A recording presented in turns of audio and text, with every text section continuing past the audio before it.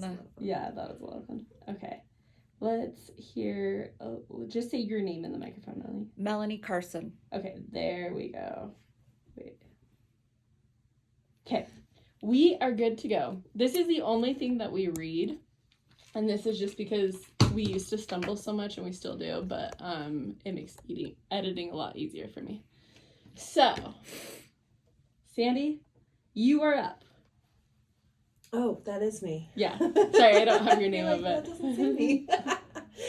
Welcome back, listeners. I'm Sandy, and substituting as my co-host, I have Steph Scholl. Why, hello! So you guys, I want you to picture this. You're scrolling through pages of dream homes, imagining the key in your hand, that it's your property, and suddenly this thought comes into your mind, wait a minute, can I actually afford that? And then all your hopes and dreams are dashed for a little bit. Is that it?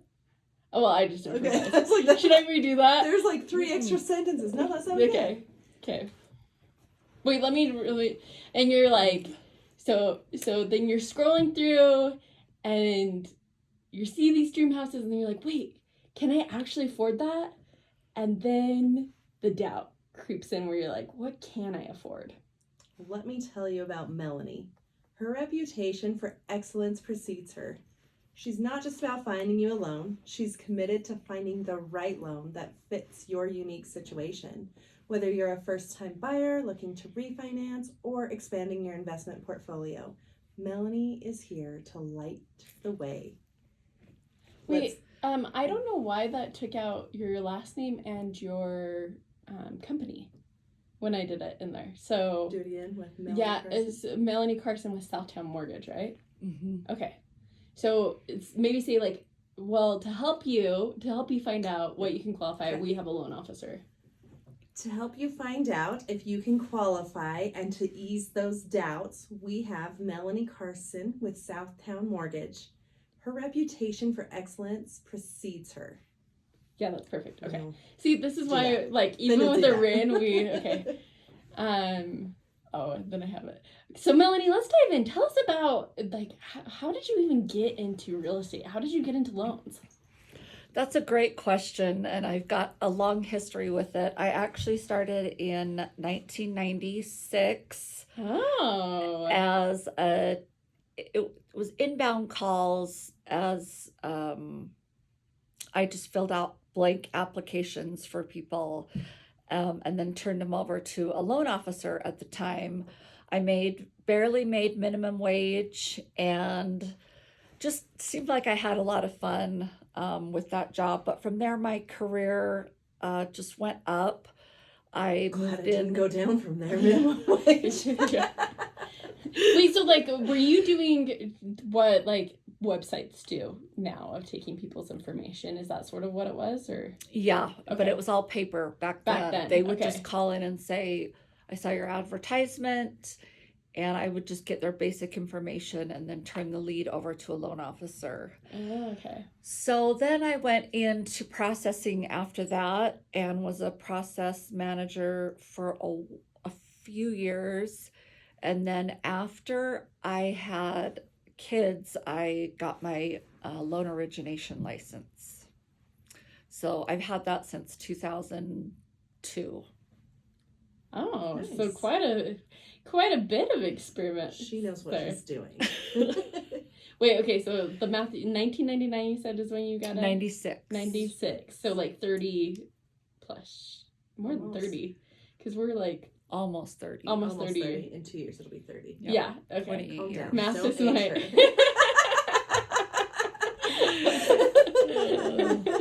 Math is my nemesis. So we like to ask people this question because, you know, maybe it's someone that's a first-time buyer that's listening. What was it like buying your first property? Describe the process and some of those emotions.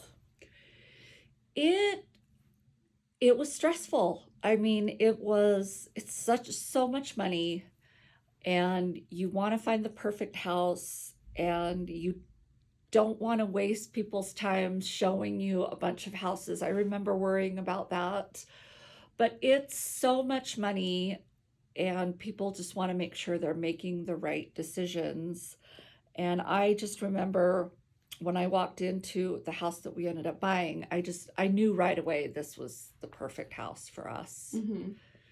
So, and like, was the process pretty smooth from there? it was because it was before 2008. Okay. So, and I actually had a friend do our loan that I'm still friends with today. So she made it really easy, and we were just so excited to finally have our dream house. So it was great. And what do you mean by before 2008?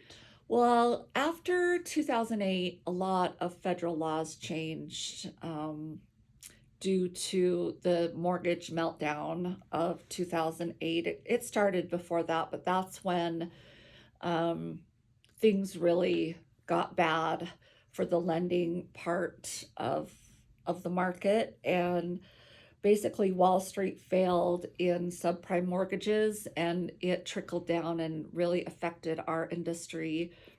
A lot of new laws were passed that weren't there before. They created the CFPB, which wasn't there before. It's just a lot more paperwork now, but we're used to it, and really try to make it as smooth as possible for people to buy. And they did that because like people were just... Because of all the mortgage fraud and Okay. the subprime mortgages. That I remember getting a loan for someone. They were one day out of foreclosure.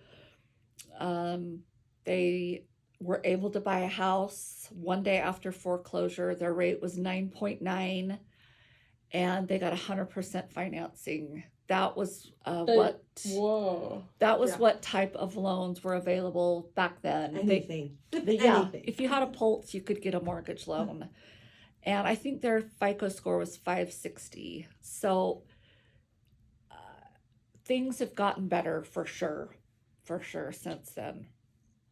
That's the perks of you being in the industry for so long. You can share, okay, this is why we are the way we are, not just because it is the way it is. Yeah. You can be like, no, this is legit. We needed it.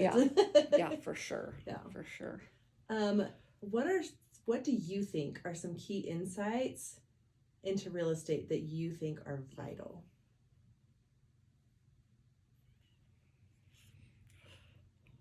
And this is where it's not edited, so it's totally fine. Yeah. Or things with like, just things people don't know about loans, like. You just gave us a big bunch, but. Yeah. I think the most important thing in real estate is communication. You've got to communicate with everybody, with your realtor, with your loan officer, with your title company. I never want a buyer to feel like they can't contact me because it's after 5 or on the weekend. Communication is vital in our industry. And then just to make sure everyone knows what's going on, when the appraisal was ordered, when it was underwritten, communication is key. I agree. Yeah. I think that's great. I'm thinking from that. So this is all just a marketing tool for you that you can clip. Okay. So for that, I mean, when people are looking for a loan officer, of course, it's like we want them to go to you. But maybe how do I want to word that? Like, I think that's a good thing of like what to look for when looking for a loan officer. Yeah. Type of a thing. Yeah. But how do I word that? Let's see. What? All right, I'm just trying to get different angles. Let's see what.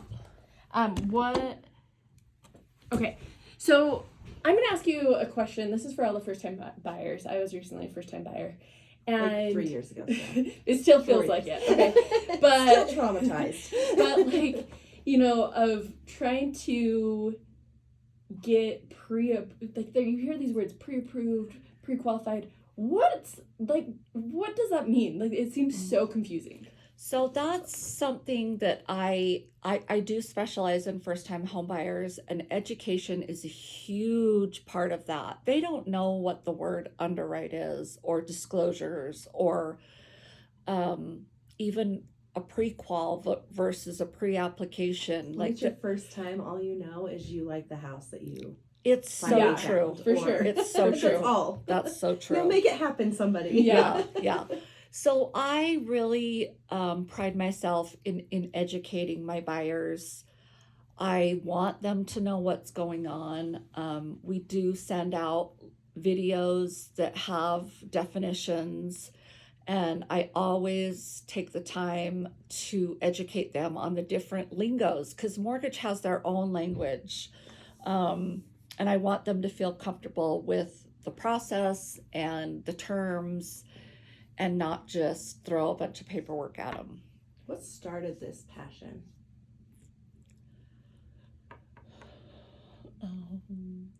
I like to be able to help people, especially first-time home buyers. I'm very good at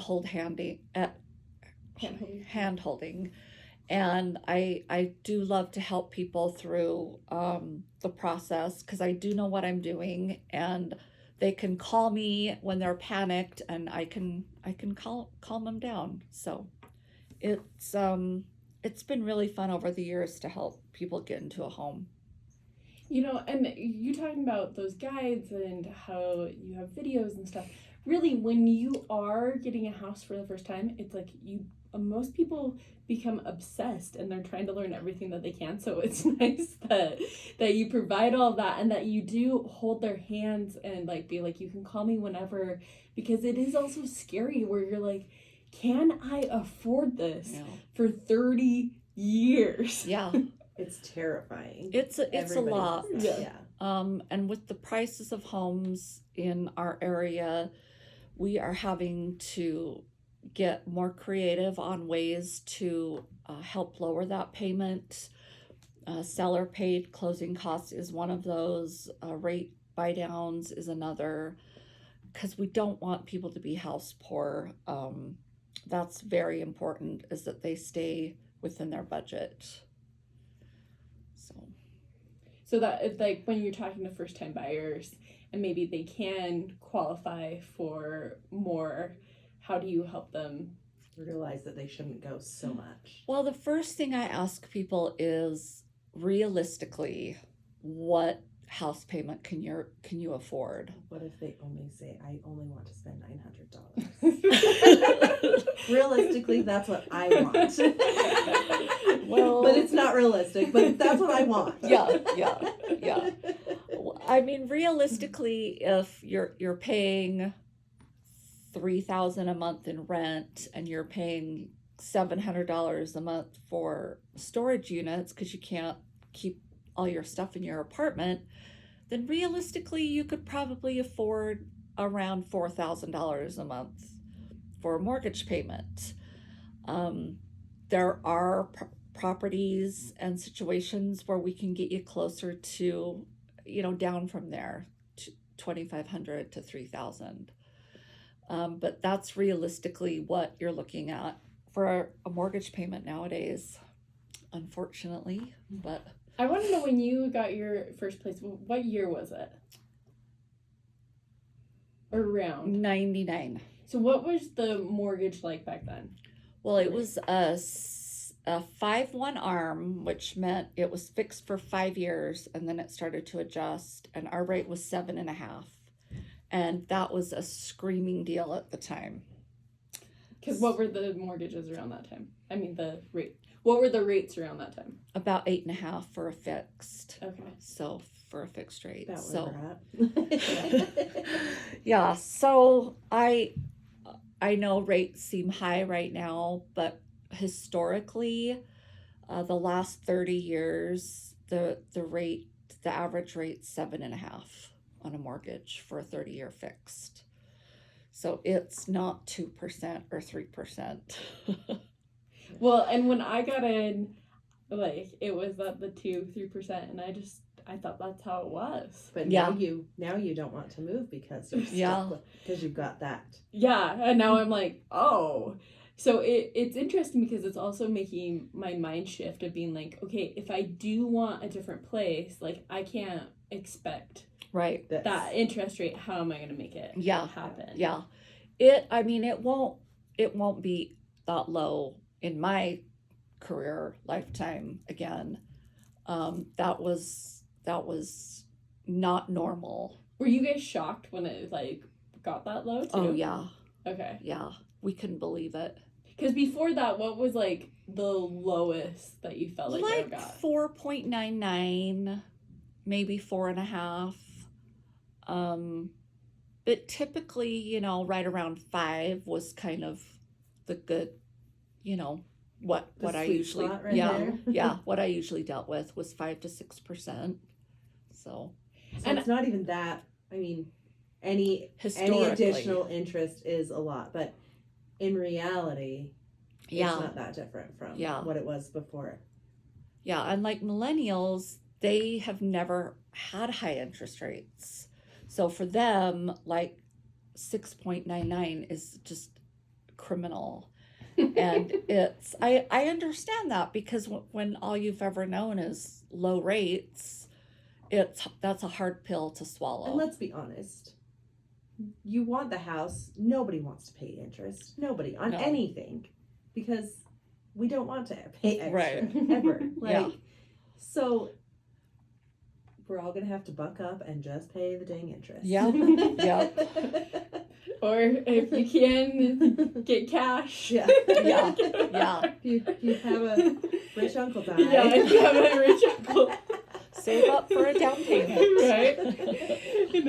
I think it's interesting, though, that you brought up, like, the millennial perspective, because I've had friends that just, their expectations, and I've told them, I'm like, that's unrealistic. Yeah. And I've brought it up on another podcast, but I literally had a friend that was like, I want a 5-bedroom, 4-bath in Holiday with a mother-in-law apartment, and I want it for $350,000. And I was like, no, like, that's... You're not even gonna get that in a worse place than a Holiday. No. You're like $1 million plus. But it is interesting where it's like, well, my agent just can't find me what I want. Yeah, because no agent's going to find you what you want, you crazy person. I mean, realistically, moving forward in the housing market, we are going to be downsizing. We have such a shortage that we've got to build smaller houses or smaller housing that's more affordable, and you might have to share a bedroom with somebody. I mean, it's kind of, that's going to be our way to solve the housing shortage, is multi-unit buildings and condos and townhouses, and really that's the only option. Yeah, if we're gonna fit as many people. Yeah, and smaller homes. I mean, the third of an acre is gone. It just is, unless you want to live in, I don't know, Parowan or something. Yeah.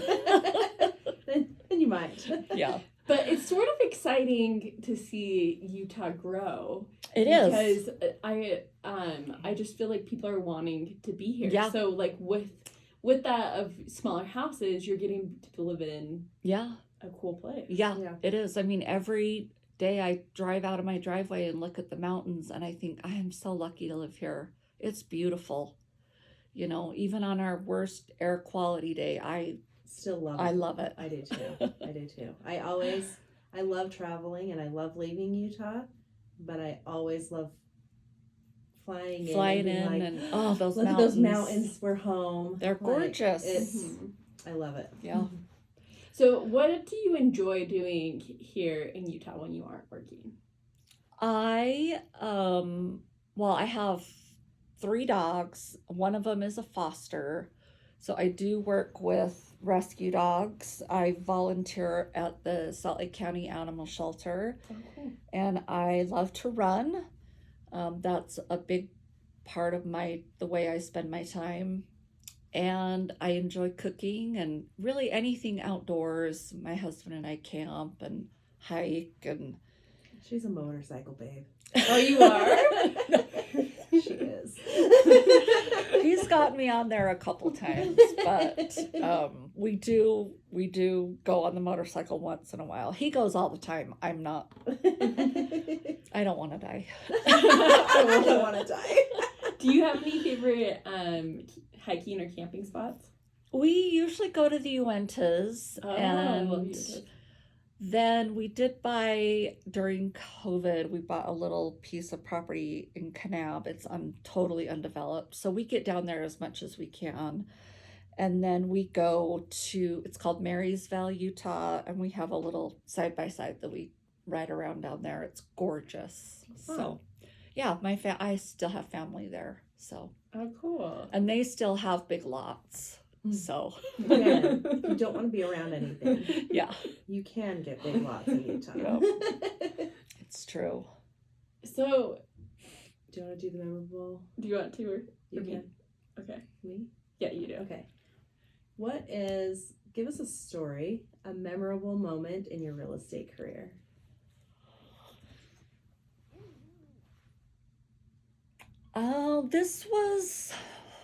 I think this was before 2008. And Fannie Mae, this is crazy to talk about this now, but I was doing a refinance cash out for a family in Salt Lake, and they were going to use the proceeds to do improvements in their house and their yard. And I got a call from our investor that said Fannie Mae had run out of money and couldn't fund the loan. Wait, Fannie Mae is the government? Yeah. Yeah. This was before all the regulations and stuff. So it's such a good thing it's changed. Wait, so the government ran out of money? Yeah, and they couldn't fund. There was a bunch of loans that weren't able to fund. So I had to make that hard phone call to my borrowers, and luckily it was a refinance and not a purchase where they had a moving truck waiting in the driveway. Oh my gosh. Can you imagine that? But it took a few days for those funds to come through, and I just remember thinking, you never know what's going to happen in this business. You can't really take a deep breath until it's funded and recorded. Because it's just, you just never know. And every deal is so different. So I think, you have to be optimistic, but also cautious, and wait until it's like totally done to celebrate.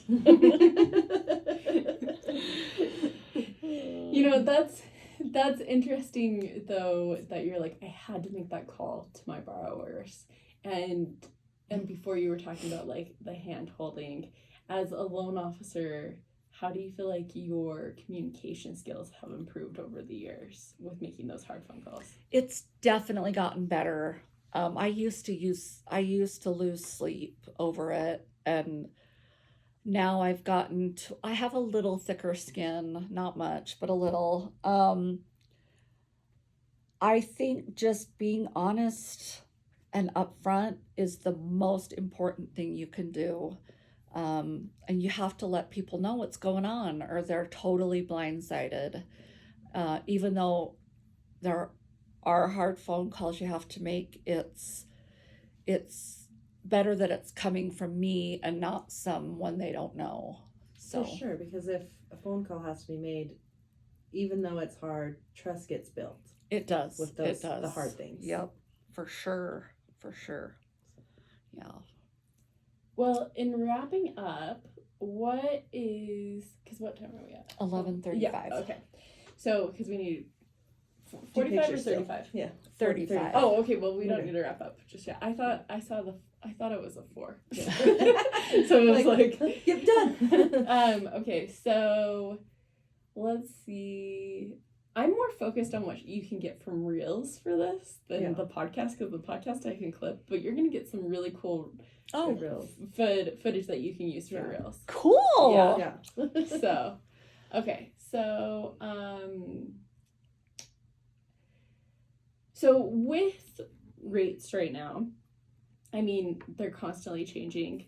But what do you feel like, in your perspective, is well, we sort of talked about that, but do you want to talk a little bit more about your perspective of the market? Or do you feel like you covered it enough? How about this? Do you think people should wait for rates to come down to buy their house? They certainly could. Do you think they should? If they have the money and people are just waiting because they don't like the rates. Then no. I understand people get nervous with rates, but here's what's happening in Utah, and what's happened in Utah and will continue is the house that you're buying this year for $500,000 is going to be $525,000 next year, and even higher the year after that.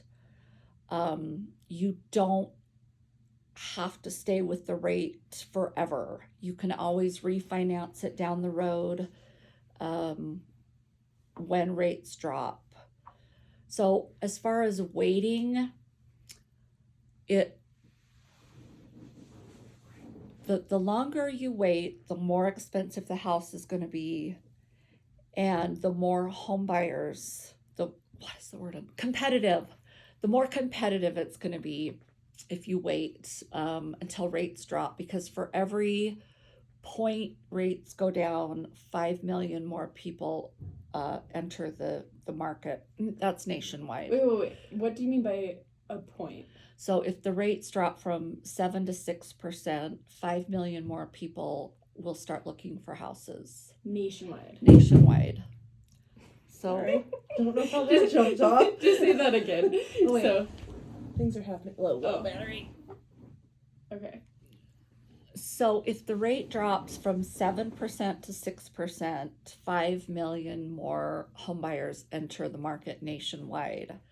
So it's a lot more competitive the lower the rates get. And we're already starting to see this in Utah again with multiple offer situations. So what happens when the competitive happens?